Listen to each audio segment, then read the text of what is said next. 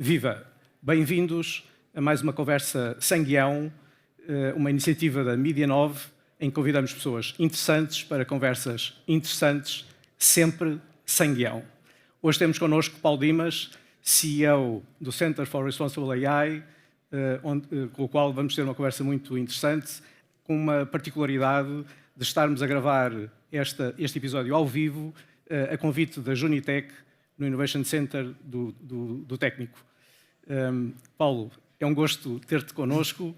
A Junitec fez-nos o favor de fazer a ponte entre nós e quando soube que eras tu que ias estar nesta conversa, fiquei muito feliz. Tu és uma pessoa daqui, és uma pessoa da casa, do Técnico, da Junitec. Vou partilhar uma curiosidade. Eu, a primeira vez que te vi, ainda que num ecrã, foi com uma enorme energia a apresentar jogos de computador. Não sei se era do Spectrum ou algo assim, já explicarás. Como é que te veio esta influência para estar sempre à volta da tecnologia e a tecnologia que normalmente toca às pessoas? Sim, para já, muito obrigado pelo convite. É fantástico estar aqui à conversa contigo e estar aqui perante esta audiência. Eu costumo sempre dizer que a Junitec foi o sítio onde eu aprendi mais na minha vida. Devo muito daquilo que consegui à Junitec. Foi também o sítio onde eu falhei mais rápido, né? e pronto, e fiz mais asneiras e foi onde eu aprendi a criar equipas. Tudo aquilo que eu acho que se consegue construir e que é grande, e tu sabes isso bem, resulta sempre de uma equipa que tu tens contigo, e a Junitec é um espaço incrível para formar equipas. E para aprender toda a dinâmica das equipas e as discussões infinitas que nós tínhamos, e que acho que, não sei se esta direção se calhar já não tem discussões infinitas, mas eu lembro de algumas que tinham. Pronto, mas respondendo à tua pergunta, como é que tudo começou? Começou muito por um fascínio que tive quando tinha pai 13 anos, 14 anos, que foi o fascínio pela programação. Portanto, eu comecei a programar o ZX Spectrum, que provavelmente as pessoas da nossa geração se recordam. Na altura não havia jogos e então tu tinhas de programar os teus próprios jogos. Portanto, no início estávamos mesmo no início. E então, um bocadinho por força das circunstâncias, eu estive a namorar um Spectrum durante não sei quanto tempo e depois lá consegui convencer os meus pais a comprar. E como não havia grande coisa para fazer com o Spectrum, eu não sei programar, eu comecei a programar. Na altura, o meu sonho era ser campeão de ping-pong. Pronto, deixei o ping-pong para trás. Tinha 12, 13 anos. Enfim, pronto, dediquei-me à programação nessa altura e depois, a certa altura, achava que era o melhor programador do mundo, que sabia programar tudo. Pronto, não, isto agora já sei como é que se programa um computador, isto agora, pronto, vou fazer tudo aquilo que aparecer, eu posso programar. Até ao dia em que também tinha um grande fascínio pelo xadrez, tentei fazer um jogo de xadrez. E depois percebi que não conseguia fazer um jogo de xadrez, pronto, porque as combinações das peças, enfim, crescem exponencialmente e, portanto, estamos num espaço que não tem, enfim, que não é computável, como se diz. Estamos aqui numa escola de engenharia, há muitas pessoas de computação, de certeza, familiarizadas com este conceito. E então comecei-me a interessar na altura, logo, um bocadinho por inteligência artificial, que é interessante, passados estes anos todos. Hoje em dia a minha vida não tinha esse nome, mas já existia. Mas sim. Não era, pronto. Eram umas coisas na altura em Prolog, que é uma linguagem de programação que usa lógica. Eu lembro-me de comprar umas revistas francesas que tinham uns exemplos em Prolog de programação e comecei a tentar então programar em inteligência artificial e a tentar fazer alguma coisa de inteligência artificial. Claro que aquilo depois não deu em nada, mas fiquei logo com esse fascínio. Pronto, a certa altura surgiu a oportunidade, através do meu pai, que conhecia aqui o professor José Tribalé, que foi o criador da licenciatura de Engenharia Informática aqui no Técnico, e eles conheceram-se num encontro, uma coisa muito, enfim, por acaso, e ele disse-lhe, olha, tem lá em casa um filho que passa os dias agarrado ao computador. Pronto, e ele disse, então mande lá o seu filho falar comigo, para não sei o quê, pronto. E foi nesse dia, tinha 16 anos na altura, que entrei no INESC, aqui ao lado, portanto, ali para aquele lado, o Instituto de Engenharia de Sistemas e Computadores, e pronto, e a partir daí, portanto, toda a minha vida tem sido sempre muito ligada. Eu queria ser cientista quando era pequenino, quando tinha 5, 6 anos, e via uma série de televisão que era o Espaço de 1999, também as pessoas, pá, isso é só miúdos aqui nesta sala. Vale a pena dizer-lhes que nós também já tivemos a idade deles. Já tivemos a idade deles. Nós nascemos já... Não, exato, exato. Já foi há algum tempo, E eu, no Espaço de 1999, enquanto os meus amigos, que tinham 6 anos, 7 anos, 8 anos, na altura, eu lembro que eram muito pequeninos, queriam todos ser o capitão das naves e aqueles personagens mais, enfim, coisa. Eu queria ser o Victor Bergman, que era o cientista careca, já na altura eu antecipava para que ia ficar com menos cabelo. Muito adianteira. Já, exatamente, tu estás um bocadinho adiantado, se calhar, mas eu estou quase lá. E pronto, e então comecei a brincar como se fosse um cientista e queria ser, era sempre o cientista nas brincadeiras, pronto.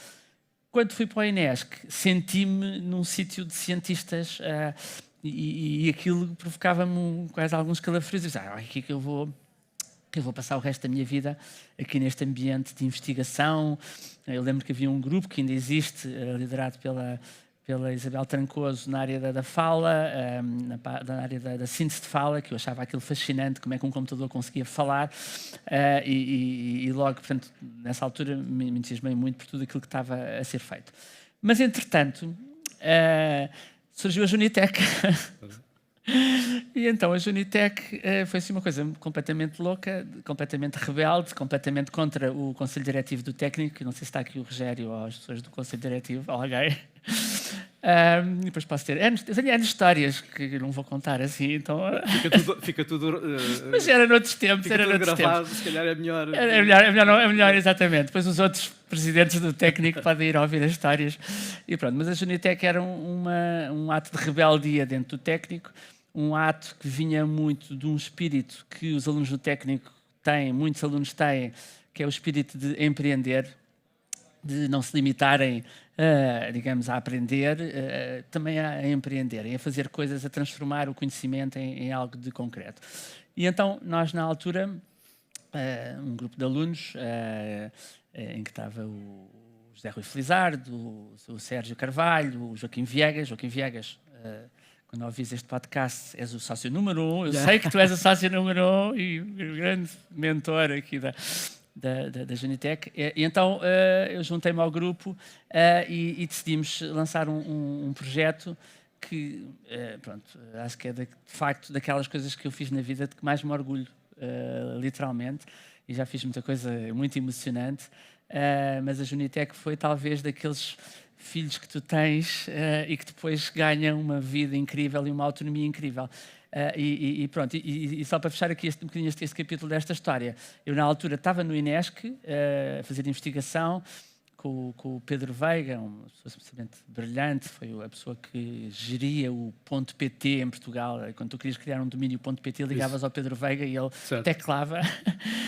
E eu estava lá e estava a gostar muito do trabalho de investigação, portanto permitia-me um bocadinho estar a trabalhar com as Sun Workstations, tecnologia de ponta, mas também estava na Junitec a ajudar a que a Junitec nascesse, a criar os primeiros grupos de desenvolvimento dentro da Junitec. Tínhamos 4 grupos de desenvolvimento na altura, e eu pensei assim, espera aí, então porquê é que nós não fazemos uma parceria? Portanto, a minha vida toda tem sido fazer parcerias, até agora este consórcio de responsabilidade, porque não fazemos a parceria entre o espírito empreendedor da Junitec e este grupo de alunos e o INESC, a nível de investigação, em que fazíamos aqui, pronto, transferíamos aquilo que estava a ser feito no INESC a nível, por exemplo, de síntese de fala, para produtos tecnológicos. Pronto, e pensei assim, então fui falar com o professor Tribalé, lá ao gabinete dele, na altura acho que era no 6º andar, ou que é do INESC, mas chego lá à sala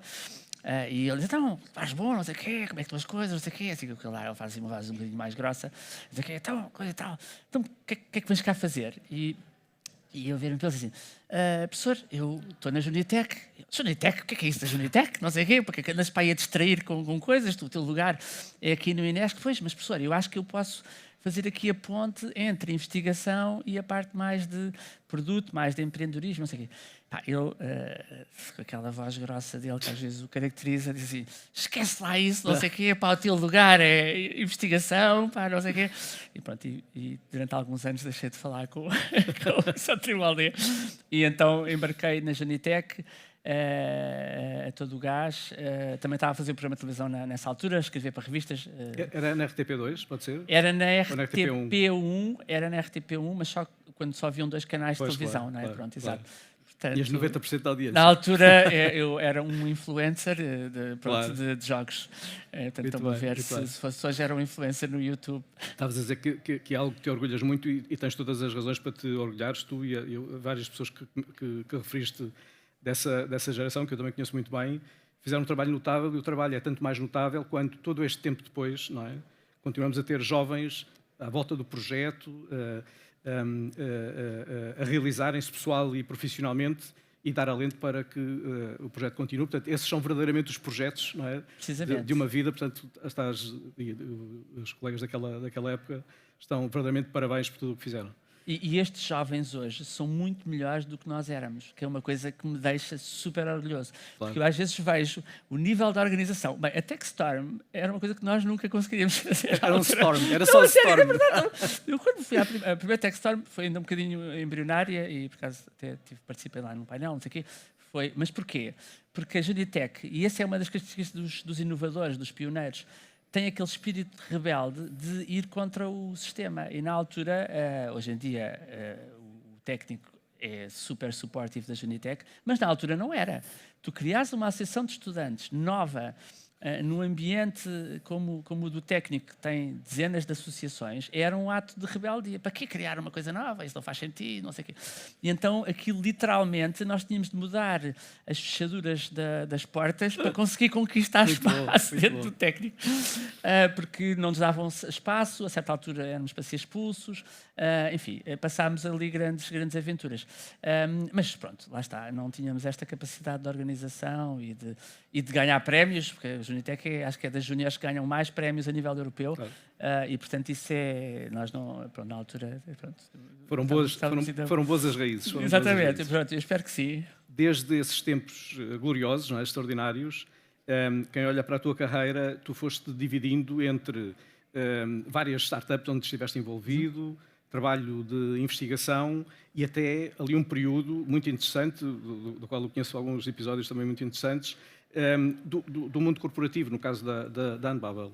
O que é que te realiza mais destas várias facetas?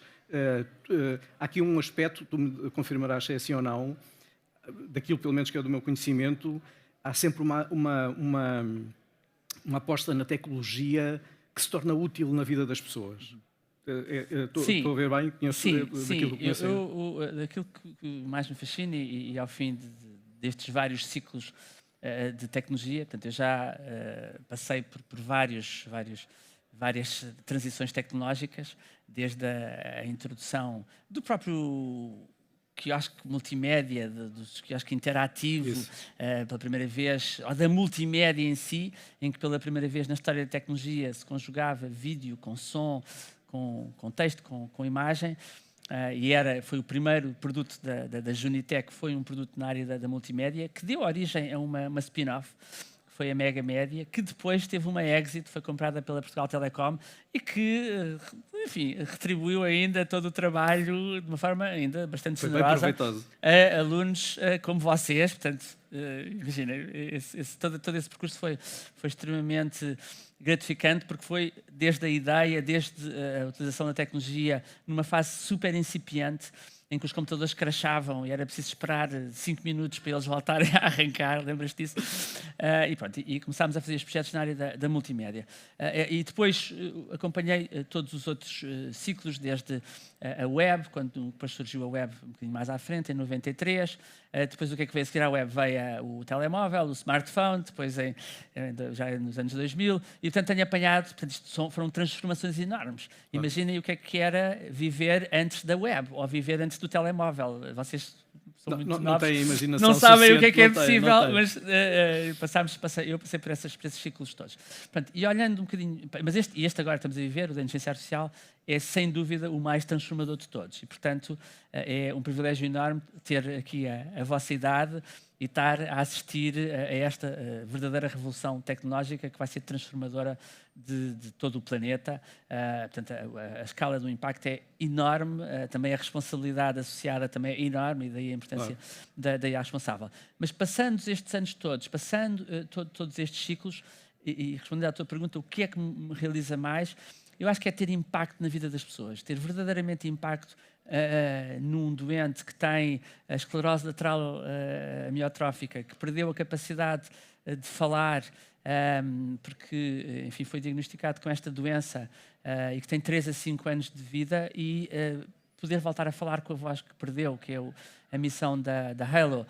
Um dia acordar foi dos momentos mais felizes da minha vida, e receber uma mensagem de uma terapeuta da fala a dizer que um determinado utilizador nosso, que tinha a eutanásia agendada para esse Natal, tinha adiado a eutanásia porque tinha recuperado a voz e já podia voltar a falar com o filho. Enfim, isto são histórias que me deixam tão feliz e tão realizado, que pronto, eu acho que nada bate isso. A não ser o prazer que eu tenho de criar equipas.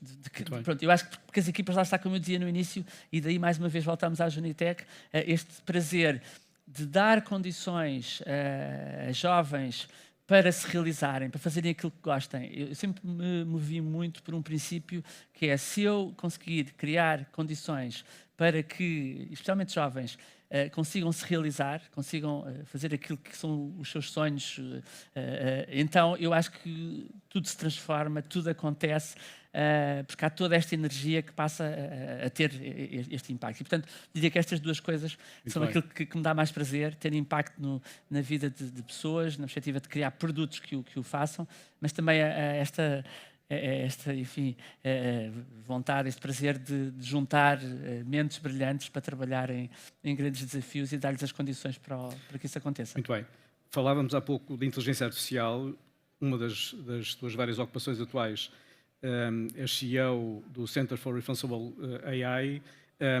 Queres, antes de mais, explicar um bocadinho o que é que este organismo faz e qual é a sua missão e o que é que o trabalho que vocês fazem? Sim, o Center for Responsible AI nasceu de uma vontade da FIDSAI e da Anbabel de criar um grande consórcio para endereçar aquilo que nós antecipávamos na altura. Isto já era em 2021, portanto já passaram 5 anos. Aquilo que nós antecipávamos na altura, que seriam os grandes desafios da inteligência artificial, portanto, os grandes riscos da inteligência artificial, e já vou a eles. Portanto, esse foi um primeiro ponto. Começámos a juntar ali à mesa de uma padaria portuguesa, portanto, estão a ver, as padarias portuguesas são inspiradoras, no Parque das Nações, perto da casa do Pedro Bizarro, da FIDSAI, e começámos a desenhar aquilo que seria um grande consórcio de 22 parceiros, que junta startups, centros de investigação. 3 desses centros de investigação são aqui do técnico, o INESC-ID, o ISR e o IT, o Instituto de Telecomunicações, mas depois temos mais 4 centros de investigação espalhados pelo país. E, portanto, juntar todos estes parceiros de forma complementar para criar produtos de inteligência artificial que sejam baseados nos princípios e nas tecnologias da IA responsável. Portanto, isto foi o grande desígnio que nós imaginámos como agregador de todas estas startups. Portanto, foi digamos, o primeiro desenho que nós fizemos. Mas também um aspecto super importante que surgiu logo nas primeiras conversas, que foi de criar uma massa crítica em inteligência artificial diferenciada pela inteligência artificial responsável, que conseguisse fosse um imã de talento, que conseguisse atrair talento especialmente jovem que tenha interesse em trabalhar em inteligência artificial. Nós formamos dos alunos, os alunos do técnico de outras faculdades são absolutamente brilhantes, estão a ser formados em Portugal, e nós temos de ter desafios estimulantes, claro, acompanhados também de bons salários, e há startups que o conseguem já fazer, que é pagar bons salários, e ter aqui um imã de talento para que todo este talento tenha, digamos, desafios suficientemente estimulantes para ficar em Portugal e para, no fundo, criar o Portugal do futuro, portanto, no fundo, reter esta geração jovem. Não há mal nenhum em ir para fora, aprende-se imenso em ir para fora, mas, por outro lado, ter razões para voltar também. Claro. E, portanto, o Center for Responsible AI, no fundo, tem essa dupla missão de, no fundo, criar os produtos de IA da próxima geração, baseados nos princípios da IA responsável, mas também, lá está, de ser este grande imã de talento, este grande farol para onde nós podemos olhar e se quisermos trabalhar em ciência artificial, termos essa oportunidade cá em Portugal. Tu, para além de teres as mãos na massa, digamos assim, por força deste projeto, tens um ponto de observação absolutamente extraordinário sobre tudo aquilo que vai acontecendo em Portugal e em todo o mundo. Ainda no painel anterior se falava do efeito transformador da IA na vida das pessoas. Quando as soluções, quando as tecnologias são muito potentes, elas podem ir numa qualquer direção. Entre riscos e oportunidades, eu sei que tu és um otimista por natureza, mas com base em toda esta informação de que dispões, para onde é que te inclinas mais? O que é que isto vai fazer pela vida das pessoas? Vai torná-las mais felizes ou vai torná-las mais preocupadas? Eu acho que, assim, se nós nos guiarmos pela IA responsável, vamos conseguir construir um futuro que será naturalmente melhor para a nossa espécie, melhor para a nossa qualidade de vida, melhor para os nossos filhos. E pronto. A questão é que nós estamos neste momento a assistir a uma corrida ao armamento energético, de forma literal, a uma corrida à supremacia pela inteligência artificial. Portanto, tanto a China como os Estados Unidos têm como grande objetivo, e isso está mesmo escrito no caso dos Estados Unidos, no AI Action Plan do presidente Trump, está lá escrito que o objetivo dos Estados Unidos é literalmente ser o melhor do mundo em inteligência artificial. Não interessa como, não interessa a grande regulação, não interessa se vai espalhar notícias falsas a dizer que as vacinas são péssimas para a humanidade. O que interessa é que atinja essa supremacia. E, portanto, perante, digamos, esses desafios, digamos, essa ausência de princípios éticos, nós, de facto, corremos riscos e já estamos perante esses riscos ao nível da manipulação da informação, a propagação de notícias falsas, a facilidade com que isso é possível hoje em dia, até com clonagem de voz e de vídeo. Já houve eleições que foram anuladas na Roménia por manipulação dos votantes através do TikTok. Houve um candidato que apareceu umas semanas antes da votação, que ganhou as eleições subitamente graças a uma campanha que foi feita no TikTok, e depois as eleições foram anuladas. E, portanto, quando nós estamos a falar de riscos para a democracia, claro que isso é preocupante, claro que isso nos deve, enfim, fazer agir e regular e garantir que esses riscos são mitigados. Mas, por outro lado, nós temos aqui um espaço enorme de oportunidades, e é para aí que eu acho que nós temos de olhar até mais, diria eu. A inteligência artificial pode nos ajudar a combater as alterações climáticas, que é talvez o maior desafio que nós temos como espécie. Eu digo sempre que não é a IA que nos vai extinguir, seremos nós, em virtude das alterações climáticas, que podem pôr em risco a nossa espécie. E a IA pode ser uma grande ferramenta nesse sentido. A IA pode, como no caso do Halo e de muitas outras histórias, ter este impacto determinante na vida das pessoas, recuperar a voz que elas perderam, pode salvar vidas em situações de urgência. E, portanto, todas essas características da inteligência artificial são características que eu acho que são, obviamente, muito mais positivas do que no saldo temos características muito mais positivas do que negativas. Agora, deixa-me que te diga que há uma área que me preocupa seriamente e, portanto, acho que nós vamos atravessar aqui uma fase de transição que pode ter alguma turbulência, que é a questão do emprego. O nível de automação que já se está a alcançar em determinadas áreas, nomeadamente na área do desenvolvimento de software, e não é para deixar ninguém aqui que acabou o curso ou que está a estudar de informática aflito, mas o próprio técnico está a mudar os currícula no sentido de se atualizar, e vai surgir um novo mestrado de inteligência artificial que já está desenhado nesta nova realidade, mas vai haver aqui um período em que o desemprego jovem vai aumentar, portanto, o desemprego de recém-licenciados vai aumentar, portanto, isso vai criar aqui algumas tensões sociais. Já existem indicadores nos Estados Unidos finos que mostram que em desenvolvimento de software de 2024 para 2025 aumentou em 13% o desemprego jovem de recém-licenciados em software engineering. Em dezembro esses números foram atualizados e já está em 15% o aumento e, portanto, é algo que me preocupa bastante. E não é só, obviamente, na área da informática, na área do direito, em muitas outras áreas. Há aqui um risco que é das organizações não serem responsáveis na introdução da inteligência artificial e não formarem aquilo que serão os futuros séniores. Porque o que está a acontecer neste momento é que, sei lá, escritórios de advocacia estão a contratar muito menos júniores. Claro. Porquê? Porque as tarefas dos júniores são substituíveis por um LLM. E então a grande questão é, se não estão a contratar júniores, como é que vamos ter séniores, como é que vamos ter as pessoas mais experientes? Este é um dos aspectos desta revolução que está em curso. No passado, quando tinhas grandes revoluções tecnológicas, as faixas da população mais impactadas eram aquelas que tinham menos qualificações, elas estavam menos preparadas para enfrentar estes desafios. Esta revolução que está em curso é muito transversal a esse nível, é democrática no mau sentido do termo. Sobretudo estando aqui neste contexto e com esta audiência tão qualificada e tão talentosa, o que é que achas que... Fala-se muito o que é que ao nível dos governos, de instituições como a que lideras, se pode fazer para cuidar, mitigar os efeitos menos positivos desta revolução em curso. O que é que cada um de nós pode fazer para estar melhor preparado para aproveitar o máximo e mitigar os riscos que estão associados a todas estas possibilidades que a inteligência artificial proporciona à humanidade? Primeiro que tudo é não resistir à adoção da tecnologia.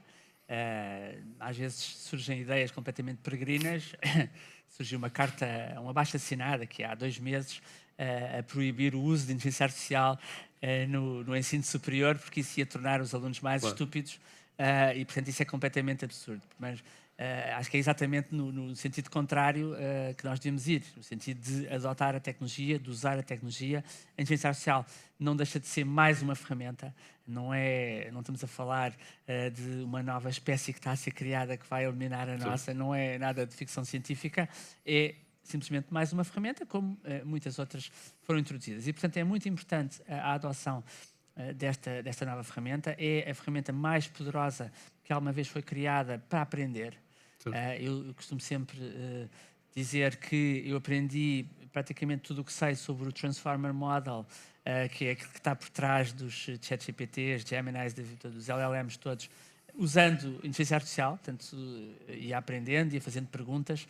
É uma tecnologia que satisfaz a nossa curiosidade ao infinito, não é? Nunca se chateia por perguntas mais estúpidas e, portanto, é uma ferramenta de aprendizagem precisamente tremenda e que está acessível para toda a gente. E, portanto, esse acho que é o primeiro ponto.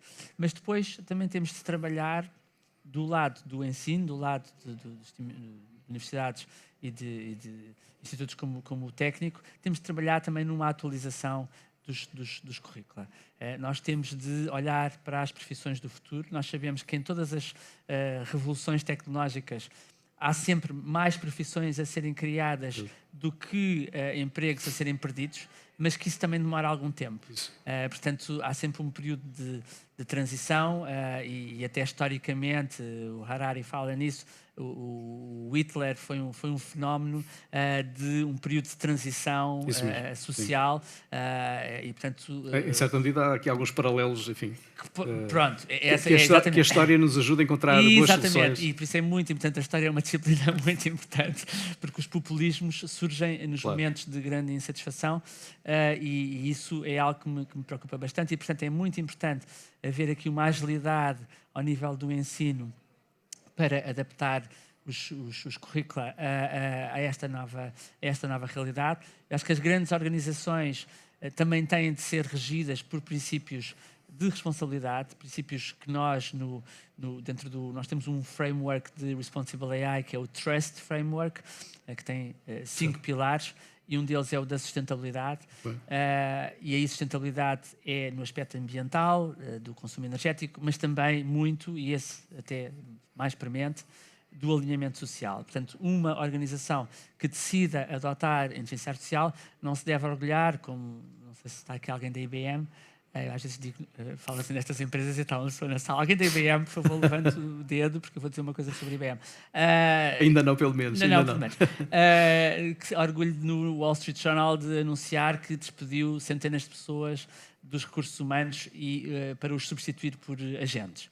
O que é que acham que aconteceu nesse momento? As ações da IBM na Bolsa subiram, porque pronto, isso está a acontecer de forma massiva nos Estados Unidos, despedimentos em massa, alguns deles justos em relação ao Covid, não são inteiramente devidos à inteligência artificial, ainda só tem uma porcentagem da culpa, mas as grandes organizações têm de agir de forma responsável do ponto de vista social digamos, porque senão o que vai acontecer é o aumento do desemprego e isso não vai beneficiar ninguém no final, não vai beneficiar a economia como um todo, e tu conheces bem todo o teu trabalho, está nessa área, e portanto nós temos de pensar de forma muito responsável em relação a isso, especialmente as grandes empresas. Tenho o privilégio de trabalhar com algumas das mais inovadoras em Portugal e que estão a refletir esta preocupação da introdução, da adoção responsável de inteligência artificial.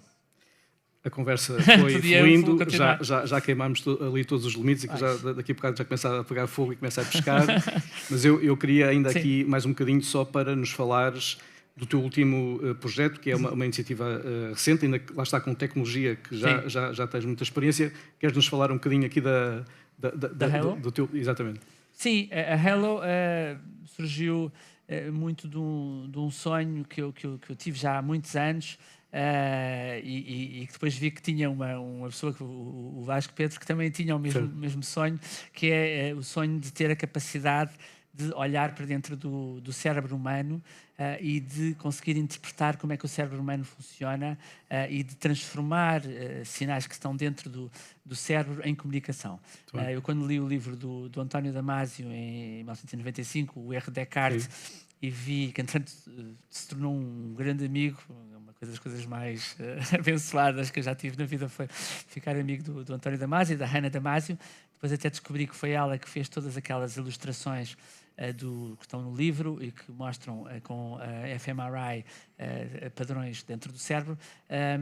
Pronto. E aquilo, eu disse, tinha 25 anos na altura e pensei assim, isto vai ser transformador para a humanidade. Quando nós conseguimos ir buscar esses padrões dentro do cérebro, nós vamos conseguir realizar coisas que, enfim, só estão no domínio da ficção científica. Então surgiu isso. Então, quando...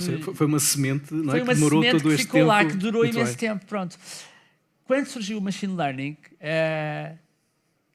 eu pensei assim, é agora. Porquê? Porque, essencialmente, o cérebro é uma stream de dados gigantesca. Portanto, não sei exatamente qual é a quantidade, mas nós processamos 3 filmes HD por segundo. É assim uma coisa extraordinária, a nível de quantidade de informação. E, portanto, se nós conseguimos ir buscar essa informação dentro do cérebro, nós vamos conseguir, digamos, criar novos produtos completamente inimagináveis, portanto, sem estes avanços de machine learning, pronto, que houve com o deep learning, com as redes neuronais e tudo isso. Pronto. Ok, então onde é que nós vamos aplicar isto primeiro? Isto foi a minha vontade desde essa altura, que eu dizia sempre que este era o século do cérebro, era o século em que nós íamos aprender mais sobre o cérebro humano devido a estes avanços. E então, mas isto não basta ter este sonho, não basta pensar em investigação nesta área. Temos de passar da investigação ao impacto, à utilização, à aplicação. E então foi aí que surgiu a ideia de olhar para as pessoas que mais iriam beneficiar desta capacidade ainda futurista, que são estas pessoas que ficaram incapacitadas de falar, de se movimentarem, ou que tiveram um AVC e que ficaram com afasia, e olhar para estes utilizadores e ajudá-los a recuperar a voz, ajudá-los a interagir com as pessoas de quem gostam mais.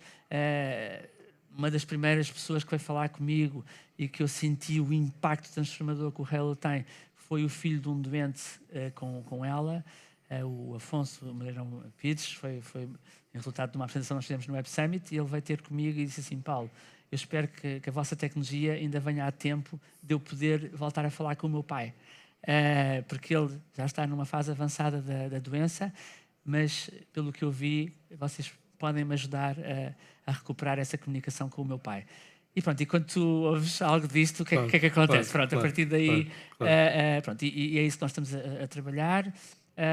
A Halo NeuroAI foi, entretanto, transformada num spin-off da Anbeba, portanto já há algum tempo, e existe neste momento como uma nova startup. Eu não consigo deixar esse bichinho. É sempre aquelas coisas que, pronto, não dá. É tipo um bocadinho aditivo, que é de estar ali no produto, se bem que hoje em dia a minha vida também está muito mais na parte de juntar, de fazer parcerias, juntar consórcios, juntar jovens brilhantes que queiram trabalhar em inteligência artificial, mostrar-lhes as oportunidades que existem em Portugal de o fazer. Muito bem. E pronto, é muito essa a missão. Temos um projeto neste momento com a Junitec nesta área que está a arrancar. Aproveitar. A Junitec vai ter aqui um papel importante no sentido de nos ajudar a funcionar como este imã de talento. Foi um privilégio ter-te aqui. Obrigado. Muito obrigado. Foi mais umas conversas sem guião, hoje com o Paulo Dimas. Até uma próxima oportunidade.